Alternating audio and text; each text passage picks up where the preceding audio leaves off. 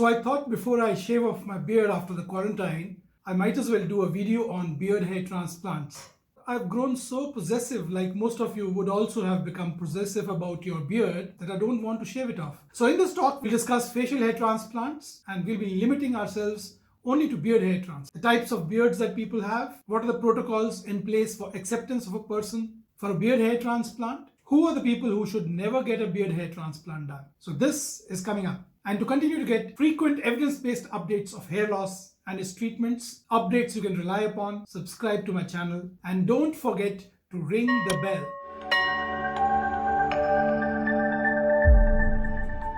Well, like in most things, there is a hierarchy in beards as well. There are so many types of beards, certain names that I had never even heard of. There are beards which frame the mouth area, the chin, the mustache, a soul patch, and there are others which frame the entire face. There are so many of them, so I thought I would let you know before you decide about what sort of beard you're looking at and where all you want your grafts to be placed maximum, so as to maximize your graft utilization, especially in those who lack donor areas. So this is the case of a famous Punjabi actor by the name of Kuljinder Sidhu, who came to us for a beard hair transplant because he wasn't getting enough roles in the Punjabi film industry as a Sikh. So this is his result after 1 year of his hair transplant for the beard area.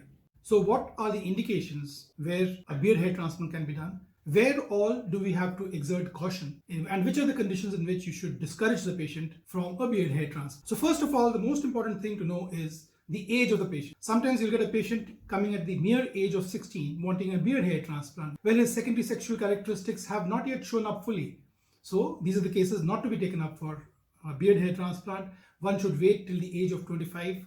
By the time the secondary sexual characteristics have expressed themselves, and more importantly, you also will know whether this patient is going in for baldness over the scalp. Well, if he is, he should be counseled that he will be needing a lot of grafts for surgical hair restoration on his scalp, and getting a beard hair transplant done at this stage will compromise his future objectives as far as his baldness is concerned. So this is important to note. There are some medical treatments available when the patient is an adolescent. There are many people who respond to minoxidil as well, and there are patients who respond to androgen supplementation, people who have hypogonadism, and this should be done in consultation with an andrologist or an endocrinologist. Now, as far as the ethnicity of the patient is concerned, in Caucasians, there is never a problem. As long as the patient is more than 25 years old, as long as he doesn't have signs of extensive baldness coming up, and as long as his expectations from the beard hair transplant are concerned are within acceptable limits, Caucasians never scar. Caucasians have minimal scarring. Even if they shave very close, in the remotest of the remote cases, there is very little chance that anything can go wrong in a Caucasian. And then we come to a little darker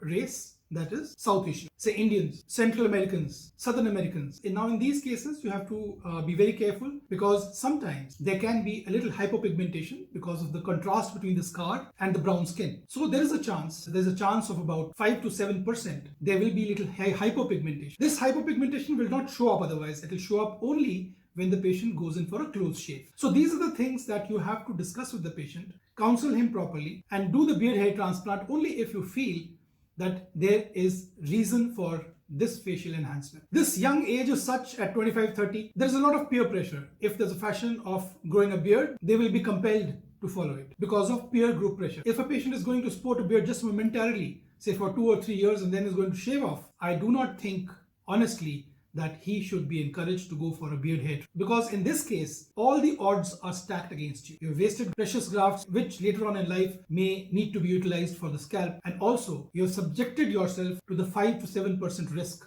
of having hypopigmented scalp. In this racial group, also hair transplant over the chin, over bony prominences, can cause hypertrophic scarring. So you have to rule out whether this patient is prone to hypertrophic scarring or not. And lastly, we come to the African group.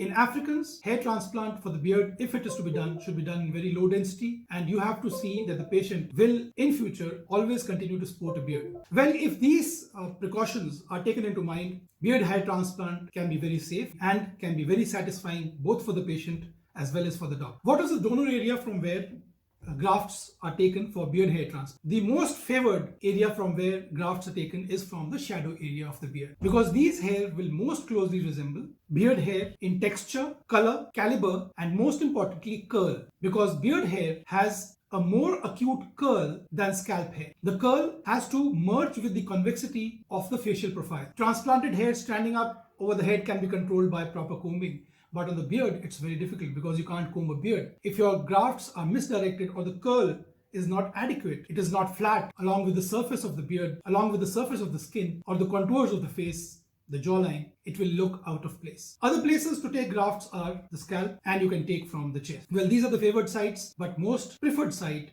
is the beard itself. From the shadow area or from the upper neck, areas where beard is not really needed, and you relocate it to the.